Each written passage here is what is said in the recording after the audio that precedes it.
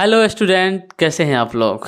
आशा करता हूं कि आप अच्छे होंगे और आपकी पढ़ाई लिखाई अच्छे ढंग से चल रही होंगी। ज़िंदगी में पढ़ाई के साथ साथ कुछ बातें भी जानना बहुत ज़रूरी है। मान लीजिए कोई विद्यार्थी जो है 24 घंटा पढ़ता है, 18 घंटा पढ़ता है, ठीक है, अच्छी बात है।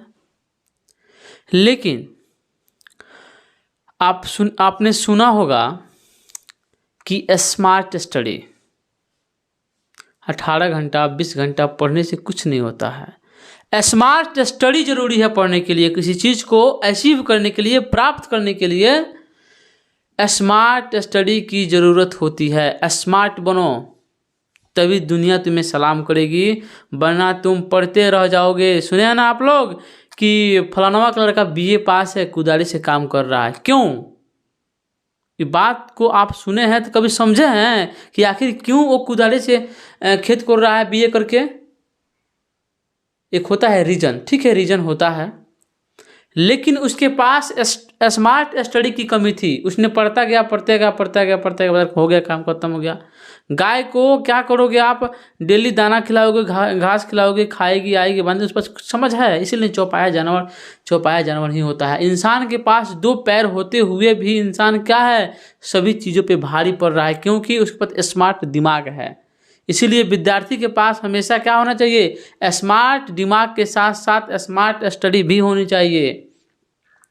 आपके पास 24 घंटा है तो 24 घंटा पढ़ते रहिएगा तो कुछ आपका दिमाग का जो मशीन है वो ख़राब हो जाएगा ना।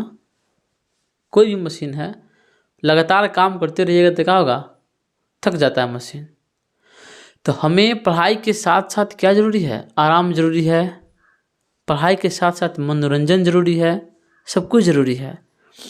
तो हम उन विद्यार्थियों को बताएंगे जो भी क्लास 10th में जाने वाले हैं, या फिर उन विद्यार्थी जो क्लास 10th में अभी एग्ज़ाम देने वाले हैं। तो पहले हम उन विद्यार्थियों को बता दें कि जो एग्ज़ाम देने वाले हैं उनकी स्मार्ट स्टडी कैसी होनी चाहिए। देखिए आप लोगों को 5 विषय पढ़नी हैं: हिंदी, इंग्लिश, मैथ, सामाजिक विज्ञान, विज्ञान, संस्कृत, ठीक है। जिसमें से इंग्लिश जो है, अंग्रेजी, कंपल्सरी है पास करना। उसका नंबर जो है आपके टोटल मार्क्स में नहीं जुड़ता है, ठीक है। तो इंग्लिश को आप क्या कीजिए, पढ़िए ज़रूर, लेकिन इंग्लिश जो है ना, उसमें बहुत सारा समरी उमरी लिखना होता है, ऐसे लिखना होता है, या फिर उसमें का बहुत सारा पैराग्राफ दिया और रहता है, उसमें से करके आपको आंसर देना होता है। तो आप पास कर जाइएगा इंग्लिश में, कोई दिक्कत नहीं है, आप पास कर जाइएगा इंग्लिश में, ठीक ना। कैसे? पैराग्राफ बना करके, ऐसे लिख करके आपका 30 नंबर आ जाता है, उसमें कोई विद्यार्थी फेल नहीं करता है। बस अब बात करें तो किसकी? संस्कृत की। संस्कृत विषय में भी क्या आता है? गद्यांश आते हैं, 10 लाइन 15 लाइन का एक पैराग्राफ आएगा, उसमें से देख करके बनाना होता है। प्लस में उसमें भी क्या है, ऑब्जेक्टिव क्वेश्चन होते हैं। तो सबसे हम पहले विद्यार्थियों को ये बताना चाहेंगे कि आप लोग संस्कृत हो या किसी विषय की बात हो, कोई बात हो, किसी विषय की बात हो, सबसे पहले मैं विद्यार्थियों को ये बताना चाहूँगा कि कोई भी विषय हो, उसमें का आप सारा का सारा ऑब्जेक्टिव क्वेश्चन जो है क्लियर कर लीजिए। कैसे क्लियर करना है, इसका एक रूटीन बनाइए। एक क्लास 10th के विद्यार्थी को पढ़ाई के अलावा और कोई बात सोचना ही नहीं चाहिए, करना ही नहीं चाहिए। अभी जो आपका टाइम चल रहा है सिर्फ पढ़ाई का टाइम है, सिर्फ पढ़िए, ठीक ना। कोई कहता है कि इतना घंटा सोना ज़रूरी है, कोई ज़रूरी नहीं है, हम बता रहे हैं क्यों। मान लीजिए आप 24 घंटा या कितना भी घंटा काम करते हैं, आप नहीं थकते हैं तो आपको सोना ज़रूरी नहीं है। यदि आप थक जाते हैं तो आपको सोना चाहिए। थक जाते हैं तब आपको लगेगा कि हमको थकान हो गया है, हमको सोना चाहिए, तो आप बेशक सो सकते हैं। लेकिन आपको नहीं लग रहा है कि हमको सोना नहीं चाहिए, हम थकान नहीं थके हैं, तो आपको सोना नहीं चाहिए। कुछ भी नहीं हो सकता है, आप मत सोइए, कुछ नहीं होगा, आप पढ़ते रहिए। इंसान के पास मतलब कि माने तो इंसान को मानो तो इंसान के पास कितना टाइम है, 60 वर्ष का टाइम है। 60 वर्ष में इंसान पैदा होता है, मर जाता है। तो 12 घंटा का दिन, 12 घंटा का रात होता है। इंसान अगर सोना चाहे सोए तो 12 घंटा सोएगा। दिन और रात कितना आदमी के दिनों में सोता है, रातों में सोता ही है। तो दिन और रात सोएगा तो उसका 30 बरस तो ऐसा ही खत्म हो गया। 30 बरस ऐसा ही खत्म हो गया। 5 या 6 बरस की बात करें तो 5 या 6 बरस में इंसान क्या करता है। अभी तो छोटा बच्चा होता है, 6 बरस का बच्चा। 30 वर्ष में 6 हटा दीजिए, 24। 10 बरस तो बुढ़ापा में कट जाता है। 14 वर्ष, क्या अपने लाइफ में मात्र 14 वर्ष ऐश करेंगे, आराम करेंगे? क्या है, आए हैं तो एक कुत्ता भी अपना पेट पालता है। तो ऐसा मत ना बनिए कि केवल पेट पल जाए, कुछ करके जाइए, कुछ नाम करके जाइए। एक विद्यार्थी के लिए क्लास 10th वैसा ही है, नाम करने वाला। अगर आप क्लास 10th में टॉप करते हैं तो आपका नाम यहीं से शुरू होता है, फलानवा का बेटा क्लास 10th में टॉप किया है। यहीं से आपकी ज़िंदगी की शुरुआत होती है। तो अपने ज़िंदगी को सुधारिए ना कम से कम। हाँ, हम कहाँ से कहाँ चले गए देखिए। तो संस्कृत की बात कर रहे थे। ऑब्जेक्टिव क्वेश्चन सब विषयों का आप रट कर पी जाइए, एकदम रट कर पी जाइए। रोज डेली पढ़ना है, डेली। जब आप खाना खा के पचाते हैं, खाना को घूमते हैं, तो बाहर न जाकर आप घर ही में टहलिए, किताब लेकर कम से कम 1-2 चैप्टर उसको पढ़ डालिए घूमते घूमते। फिर बैठिए, फिर पढ़िए। अगर फर्स्ट डिवीज़न लाना चाहते हैं ना तो 5 विषय है ना, तो मान लीजिए 40-40 नंबर का ऑब्जेक्टिव क्वेश्चन है, तो 5 का कितना होता है, 20, 200 नंबर। बताइए, 200 नंबर आएगा तो आदमी सेकेंड डिवीज़न से पास, फेल तो नहीं करेगा, सेकेंड डिवीज़न से पास कर जाएगा। अच्छा ये बताइए, उसमें से आपको 40 नंबर, यानी तो मान लीजिए 19 से 2 38 नंबर मिलता है स्कूल से, वो भी है इसमें इंक्लूड है। तो फर्स्ट डिवीज़न लाने के लिए आपको 40 से 50 नंबर की तैयारी करनी होती है। संस्कृत ऐसे ही निकल जाता है। अगर आप एक थोड़ा सा उसका व्याकरण देख लीजिएगा तो निकल जाएगा। इंग्लिश की बात हम कर लिए हैं। हिंदी में वैसा ही है, हिंदी कौन निकालेगा, ऐसे कोई लिख सकता है, वाक्य कोई बना सकता है।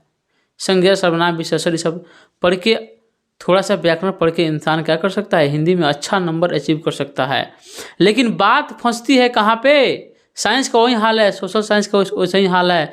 सोशल साइंस में आप बस पढ़िए और लैंग्वेज, बात बोलना, समझना, किसी सारांश को लिख लेना, किसी बात को समझा देना, समझ लेना आ गया ना, तो आप समाज को ऐसे ही बिना पढ़े लिख सकते हैं। राइटिंग सुंदर होना चाहिए।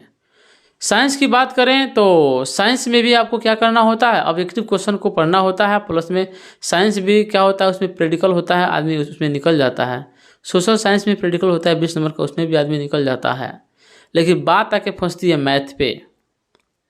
मैथ में तुक्काबाजी नहीं चलती है, मैथ को सॉल्व करके बनाया जाता है। तो आज ही से आप प्रण लीजिए कि मैथ का रिवीजन कम से कम 24 घंटा में आपको 3 से 4 घंटा मैथ को देना है।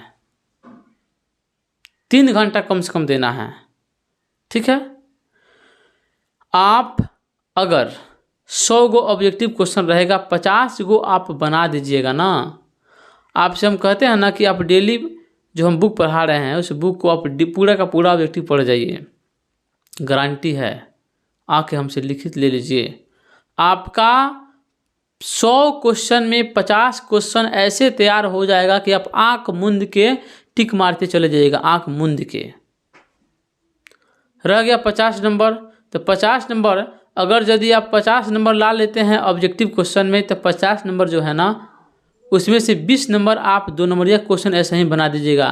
क्योंकि 50 नंबर का जो क्वेश्चन ऑब्जेक्टिव क्वेश्चन आप बनाए हैं, तो क्या आप याद करके बनाए हैं, आपको कंसेप्ट क्लियर हुआ है, तब ना आप क्वेश्चन को सॉल्व करके टिक मारे हैं। तो 2 नंबरिया क्वेश्चन ऐसे ही 20 नंबर का बन जाएगा, तब का 70 नंबर हो जाता है। 5 नंबरिया क्वेश्चन 1-2 बना दिए त्रिकोणमिति का, तब बुझ जाइए हो गया काम आपका, 80+ आ जाएगा। हाँ, एक और बात, कितना विद्यार्थी होता है कि आज सोचता है कि आज हम खूब पढ़ेंगे, लेकिन जाता है तो अपने साथी संबंधियों में फंस जाता है। चलो यहाँ, चलो आज ही खेलते हैं, कल पढ़ लेंगे। यही तो बात जो है इंसान को इतना पीछे कर जाता है कि इंसान फिर कभी आगे नहीं बढ़ता। ठान लीजिए कि नहीं, मुझे आज जाना है तुम्हारे साथ, तो मुझे ये काम करके जाना है। आज हम काम किए बगैर कहीं नहीं जाएंगे, भले वो काम आज नहीं हो। इस तरह से इंसान को सोचना चाहिए, तभी जाकर उसे मंजिल मिलती है। वरना इंसान कितना भी मेहनत करेगा तो क्या है, उसको मंजिल नहीं मिलेगी। पहले हमें कौन सी ज़रूरी है वो कीजिए, हमारे लिए, हमारे भविष्य के लिए क्या ज़रूरी है पहले वो इंसान करे। उसके बाद बहुत सारा काम करे, यहाँ जाओ वहाँ जाओ, कोई फ़र्क नहीं पड़ता है। जाइए, अच्छी बात है जाना, समाज में रह रहे हैं तो समाज में घूमना भी ज़रूरी है, लेकिन पहले अपनी लाइफ के बारे में तो सोचिए कि हमें लाइफ में क्या करना है।